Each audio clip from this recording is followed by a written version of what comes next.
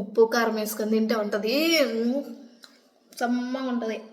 ఏంది అక్క ఈరోజు సేర సింగారించుకొని వచ్చింది అనుకుంటారు కదా, వేరే ఛానల్లో ఫ్యాషన్ షో కంటెంట్ అయిపోయింది, నీరసం వచ్చిందని జ్యూస్ తాగుదామని వచ్చా. ముందు రాత్రి మా ఊర్లోకి తీయటి కమలాకాయలే అని అరుచుకుంటే ఒక ఆటో వచ్చింది. తిన్నాం తీయంగా తెచ్చుకొని తిందామని వెళ్ళా. ఆ కమలాకాయలు అస్సలు బాలేవు, కానీ పైనాపిల్స్ ఉన్నాయి. 52 2 కాయలంట. అస్సలు ఆలోచించకుండా 2 కాయలు తీసేసుకున్నా. ఇవి మాత్రం జ్యూస్ కైనా తినడానికైనా సరే పచ్చికాయలే బాగుంటాయి కదా. మా అమ్మ తీసుకునేటప్పుడు ఎట్టుంటాయి అసలు తినడానికి అని, అంటే మా అమ్మ ఒకసారి కూడా తినలా వీటిని. బయట షాపుల్లో కొన్నా సరే పైనాపిల్ జ్యూసే కొనుక్కుంటా తెలుసా. ఈ అటు ఇటు కాకుండా ఉన్నాయి కొంచెం సప్పగా. మా అమ్మకి కొంచెం ఉప్పు కారం వేసి పెడదాం, ఎట్ట రియాక్షన్ ఇచ్చిద్దో చూద్దామా. నా అడ్డంగా ముక్కలు పోసా, జ్యూసర్ మిక్సీలో వేసాను, నీళ్ళు పోసాను, కొద్ది చక్కెర వేసా. ఎందుకంటే నాకు చక్కెర తినడం ఇష్టం ఉండదు, కొంచెం అన్న చక్కెర పడిపోతే బాగోదని చెప్పి వేసా.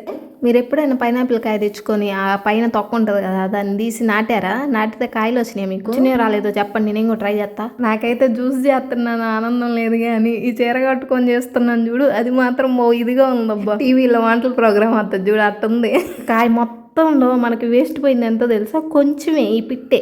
జ్యూస్ తిక్కగానే వచ్చింది. 3 గ్లాసులు అయింది. 1 గ్లాస్ ఫుల్గా తాగేసా, 2 గ్లాసులు ఫ్రిడ్జ్లో పెట్టేసా. మీకు తెలియని విషయం ఏంటంటే ఫ్రిడ్జ్లో పెట్టిన 2 గ్లాసులు కూడా నేనే తాగేది. నేను కొద్దిగా వేసాను కదా చక్కెర, అది జాల్లా.